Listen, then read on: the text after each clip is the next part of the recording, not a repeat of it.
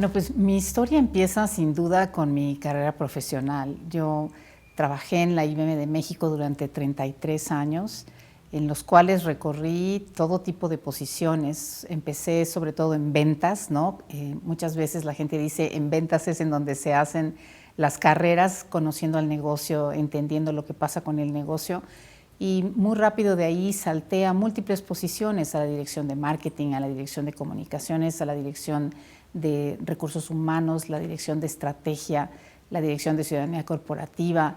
Realmente tuve la oportunidad de ver la empresa desde muchas perspectivas en todas esas distintas direcciones. Después de 33 años me jubilé. Decidí precisamente empezar una nueva etapa en mi vida profesional y con sentimientos encontrados me retiré de IBM de México y empecé mi carrera como consejera. Hoy día estoy participando en distintos consejos en empresas chicas, empresas medianas y empresas más grandes, y ahí fue donde empezó mi experiencia como consejera. Yo creo que una de las barreras importantes es que la gente no piensa en el talento, digamos, quitando el género, la preferencia, la raza. Piensa en el talento con todas esas bios, ¿no?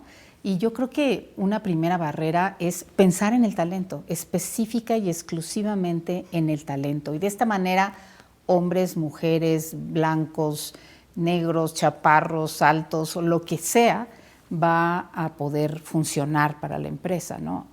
Después, recuerda que yo empecé en el mundo de la tecnología. La tecnología es una industria dominada por hombres, sin duda. Hace 35 años, cuando yo empecé mi carrera profesional, la mayoría eran realmente hombres. En la IBM de México no había existido ninguna mujer directora hasta antes de mi nombramiento, y creo que eso fue lo más complejo. Me tocó estar sola en el comité ejecutivo, primera vez una mujer con todos los reflectores encima, que sientes que la gente está viendo cada cosa que haces, decides y dices por ser la primera. Entonces creo que la barrera más importante o la presión más importante fue haber sido la primera. Y poco tiempo después, cuando empecé a jalar a otras mujeres a las posiciones de liderazgo, empezó a ser mucho más diferente, ¿no? Mucho más sencillo.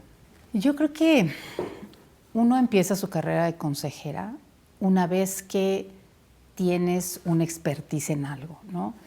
Desarrollas experiencia, desarrollas una expertise en un tema, en una industria, en una disciplina, en una empresa, y cuando tienes este cúmulo de experiencias, te sientes mucho más fortalecida de poder empezar a ayudar y aportar algunas de tus ideas en otros lados, en industrias diferentes, en empresas diferentes, y creo que esa es la forma como empiezas. Y a veces empiezas con consejos consultivos, a veces empiezas voluntariando tu tiempo en ONGs, que son padrísimas y muy interesantes, y empiezas a ganar un poco de experiencia y empiezas entonces a ver en dónde está tu expertise, y cada vez que tú compartes esa expertise en un consejo y observas la respuesta, la utilidad, el valor, el feedback que de regreso obtienes, vas adquiriendo mucha más cancha para decir, tengo mucho que aportar, tengo mucha experiencia acumulada que brindar y que compartir en los consejos, y ahí es cuando empieza una carrera como consejera mucho más amplia, ¿no? Yo creo que empieza por la autoestima y el autoconocimiento, ¿no? Todo empieza por nosotros, por cada una de nosotros, conocernos, saber cuáles son nuestras capacidades y tener confianza en lo que somos y en lo que podemos hacer.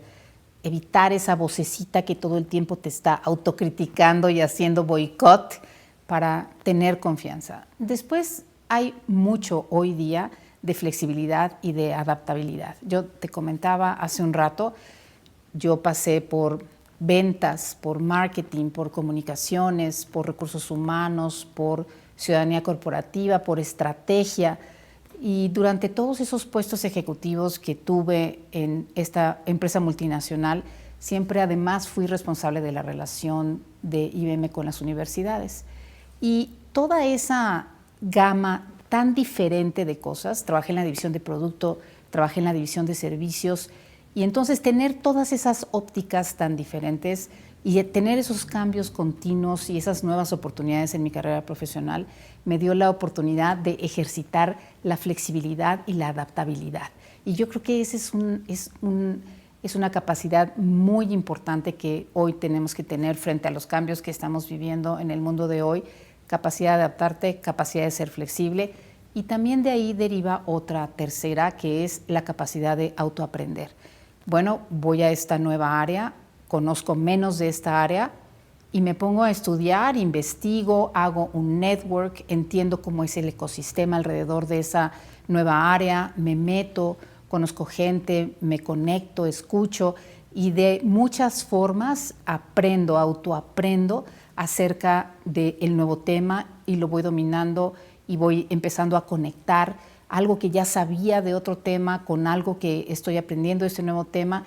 Y aparte hoy es muy interesante porque las industrias están convergiendo. Ya no es como blanco y negro, ¿no? Ya no es como antes que tenías una disciplina, tenías una especialidad en una industria y solamente era eso, ¿no?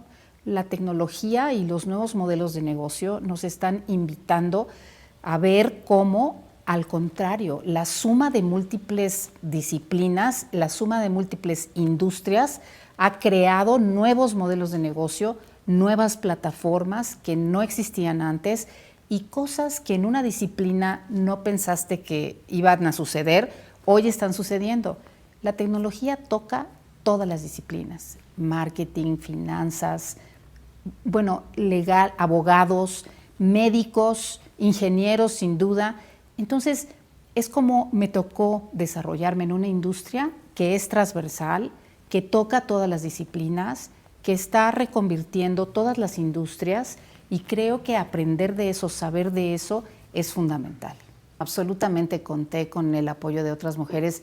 Es interesante porque cuando yo empecé mi carrera como ejecutiva, digamos, mi primera posición de dirección, hace prácticamente 27 años, no había ninguna otra mujer sentada en ese comité directivo de la empresa transnacional en donde yo estaba. Entonces no tenía nadie arriba o abajo que pudiera, digamos, servir de role model, ¿no?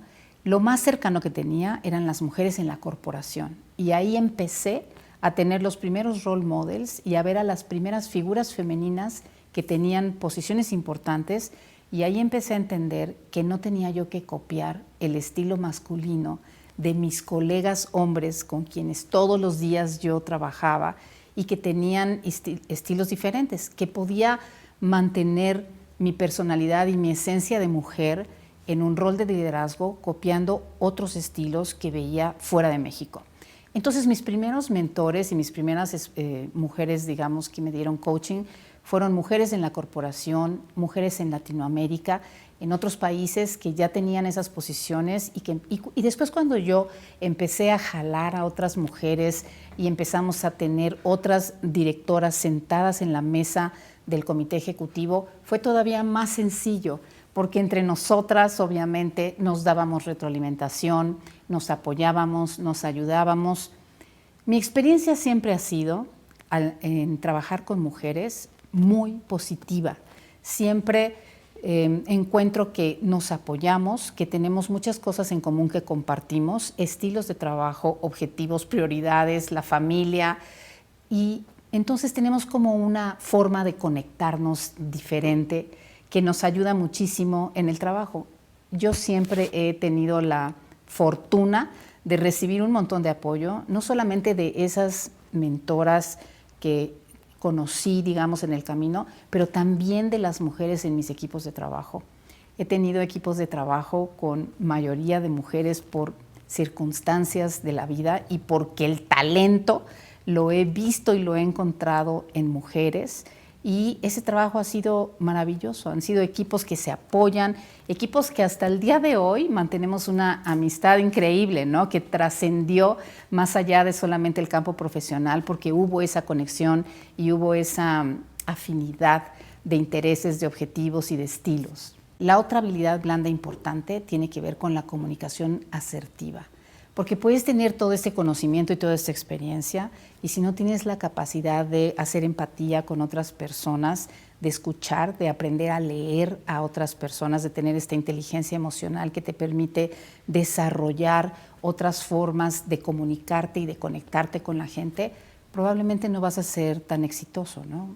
Pues mira, yo creo que uno no desde el principio se sienta y diseña su carrera profesional así tan estructuradamente hablando, ¿no?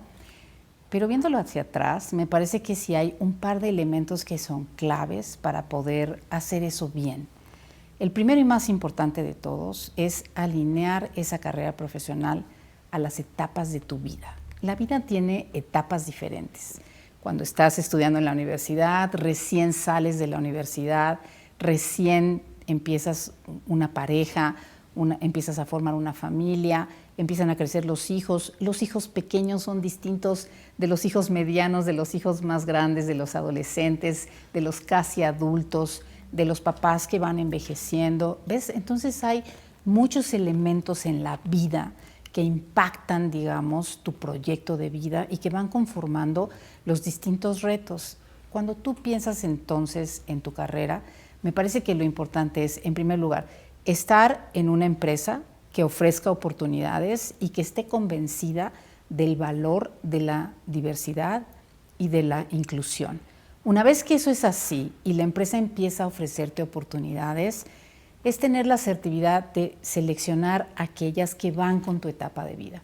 Yo tuve muchas oportunidades o tuve muchos ofrecimientos dentro y fuera de la empresa en donde construí mi carrera que no hacían match con mi momento de vida en ese momento, en donde yo en ese momento necesitaba tener un balance diferente, ¿no? Y siempre que hablo de balance no hablo nunca de 50 y 50 porque a veces es más lo que necesitas entregar en tu carrera o es más lo que necesitas entregar en tu casa o en tu vida personal.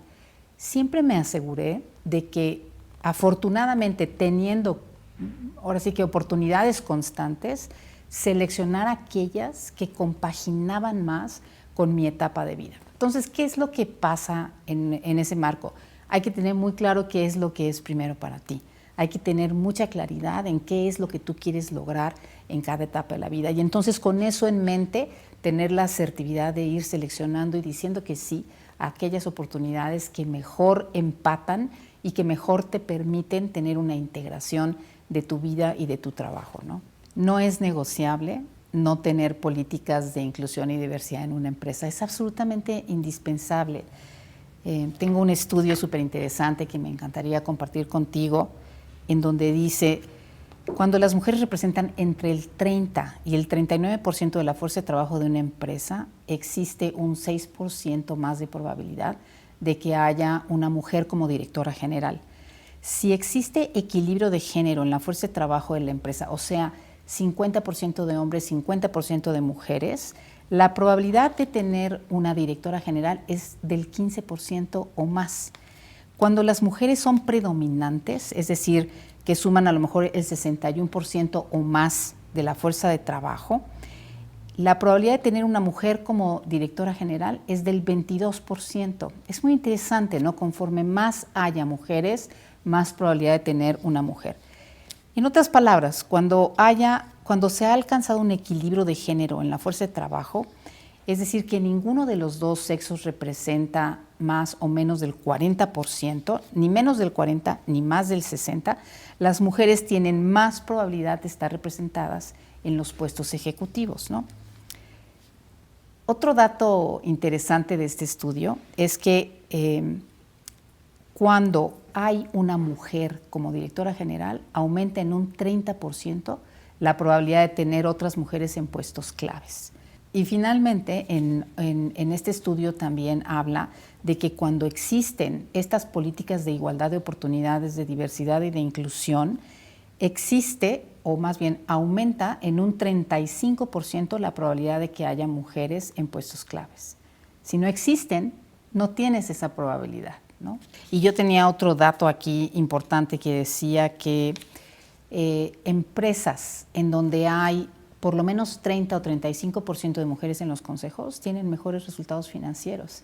Eso es súper interesante, hay una correlación directa entre los resultados de negocio y el porcentaje de diversidad que tengas en un consejo.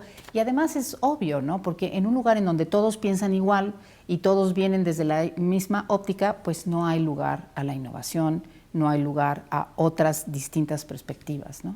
Sin diversidad no hay innovación. Esta es una cosa clarísima. ¿Por qué? Porque cuando los consejos son todos iguales y las personas invitan a quienes conocen y con quienes se sienten afines, que normalmente piensan igual que cada uno, pues no hay distintas perspectivas y no hay cómo innovar y cómo precisamente enriquecerse con las diferencias, porque ahí es en donde está la riqueza, en las diferencias, en las perspectivas distintas es en donde está la riqueza. Y hay un estudio súper interesante de la Organización Internacional del Trabajo, ¿no?, que habla que en un grupo de empresas que se estudió a nivel mundial, el 57% de ellas coincidieron en una serie de factores. Fíjate, dice, en el 60% de estas empresas se aumentaron las ganancias y la productividad cuando hubo políticas de diversidad e inclusión y cuando hubo al menos 30% de mujeres en el consejo. Pero también en el 56% de ellas se aumentó la capacidad de atraer y retener al talento, porque la gente y las generaciones jóvenes no quieren trabajar en una empresa que tiene solamente, ¿no?, que tiene mayoría, que no tiene diversidad, pues, que no, en donde no hay inclusión. En el 54% de estas empresas se aumentó la creatividad, la innovación y la apertura. En el 54.1% de estas empresas mejoró la reputación de su marca. En el 36.5% se entendieron más los intereses de los clientes, o sea, se escuchó más la voz del cliente. Entonces, mira, qué interesante es la diversidad, la inclusión en los consejos y en los puestos de dirección. Trae una serie de beneficios en todos los aspectos, no solamente en el hecho de que de facto tienes mejores resultados financieros, como también muestra el estudio que hay una correlación directa entre el porcentaje de mujeres y el porcentaje de ganancias, pero también en todos estos otros ámbitos que son fundamentales, porque la guerra del mundo de hoy es la guerra del talento. Quien tenga el mejor talento es el que va a ganar. Y el talento quiere trabajar en un lugar en donde haya inclusión, diversidad, perspectivas, programas, para que entonces pueda ser atraído, para que pueda desarrollarse en ese lugar lleno de oportunidades distintas para sus distintos momentos de vida, como decíamos hace un momento, y en donde pueda quedarse, pertenecer, permanecer de una manera integrando su vida y su trabajo hasta poder lograr formar una carrera completa. La guerra del talento pasa por todas estas etapas: la capacidad de atraer, la capacidad de desarrollar, la capacidad de retener al talento. Y esa empresa que lo logre, esa va a ser la empresa ganadora. Me parece súper relevante que en México solamente haya 56 consejeras independientes en la lista de empresas que cotizan en la bolsa. Eso te habla de que en verdad hemos avanzado, pero hemos avanzado muy lentamente y no podemos darnos el lujo de seguir al mismo paso avanzando, porque entonces, como dicen muchas estadísticas, va a tomar hasta el 2056 o 2057 para que alcancemos una paridad de género. Así que creo que lo que viene por delante es acelerar el paso importantemente, y para eso necesitamos a los directores generales. Los directores generales necesitan ser parte, digamos, de este esfuerzo de, en primer lugar, crear el pipeline, ponerlo en las tablas de reemplazo, asegurarse que para cada posición importante que haya al menos una mujer en la terna. Necesitamos a los directores generales que cuiden de ese talento en las distintas etapas de la vida. Ya hablábamos de los momentos en donde la mujer se vuelve mucho más sensible como para tener que abandonar su carrera profesional por una serie de condiciones familiares, personales.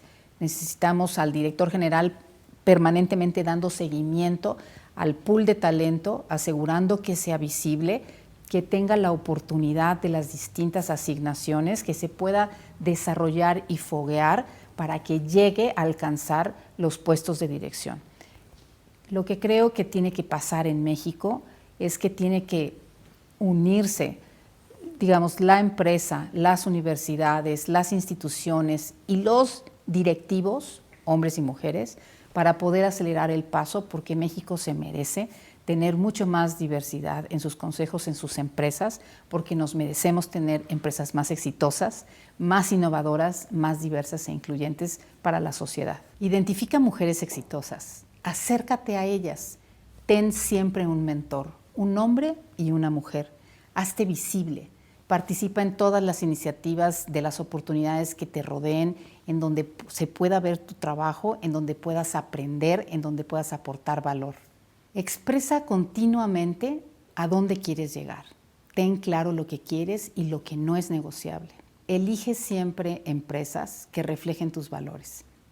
Identifica cuáles son tus fortalezas y en la medida de lo posible trata de alinear esas fortalezas en tu trabajo, porque cuando tú aplicas tus fortalezas en tu trabajo, fluyes. Y cuando tú fluyes, te da felicidad, te sientes bien, eres capaz de llevar tu mejor versión a tu trabajo, como dicen comúnmente. Y conforme vas encontrando el propósito de tu vida, conforme van pasando las etapas, asegúrate siempre de tener esta inspiración, de estar buscando qué es realmente lo que te hace fluir.